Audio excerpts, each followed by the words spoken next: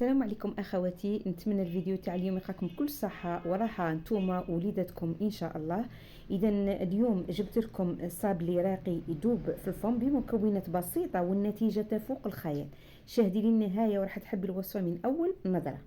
اذا تابعوا معايا جميع الخطوات وصدقوني النتيجه تستاهل.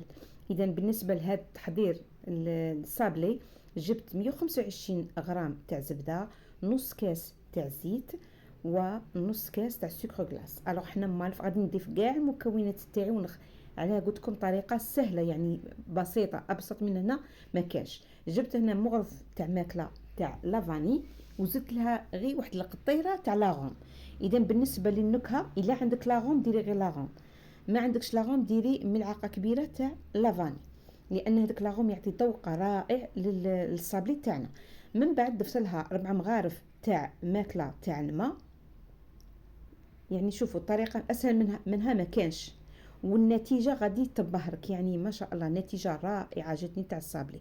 من بعد تجيبي فوي وتخلطي حتى تحصلي على ان بوماد، ولا يمكن تستعملي الضراب الكهربائي، وانا استعملت غير فوي. خلطت مليح حتى شتو كيما جا كيما لا بوماد. من بعد نجيب الفرينه ونضيفها تدريجيا كيما دائما نقول لكم، فرينه حسب نوعيه الفرينه تاعنا. هنا درت مغرف صغيره تاع لا ليفور شيميك، ما تزيديش من المغرف، حنا مانيش باغيين هي اصلا صابلي ما يليقش يجي عادي بزاف، مغرف تاع ماكله برك. من بعد ضيف الفرينه حتى تحصلي على عجينه طريه ما تتلاصقش في اليد.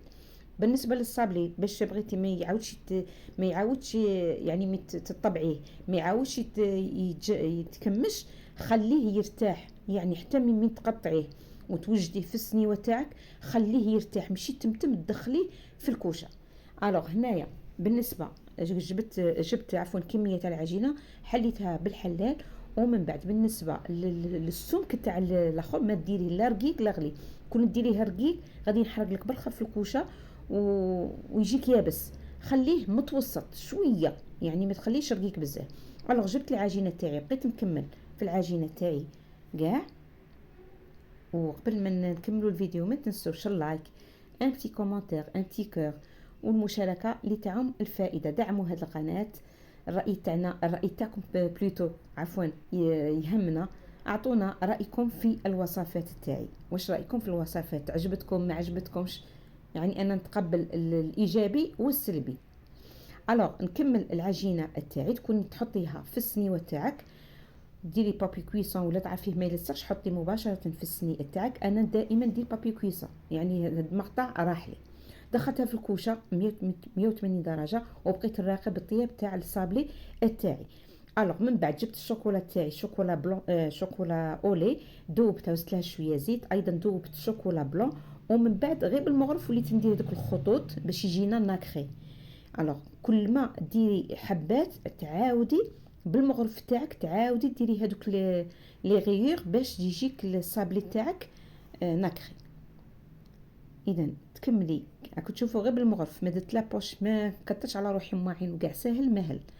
الوغ وتحطيه في السنيوه تاعك. بالنسبه هنايا تجمعيه كيما بالصابلي ولا بالشوكولا ولا كريمو بوغ، لكي اختيار كي تبغي. لكن من ندير الكونفيتور يعني مربى نخليها ترتاح، من بعد الصابلي يشرب هذيك لا كونفيتور، نعاود غادي نعاود ندير من تشرب هذيك نعاود غير بلا بوشادوي نزيد شويه تاع كونفيتور باش يجي المنظر رائع. اذا هذه هي الوصفه تاعنا اليوم. نتمنى الفيديو كان خفيف وظريف، ما كنتش ثقيله عليكم ان شاء الله.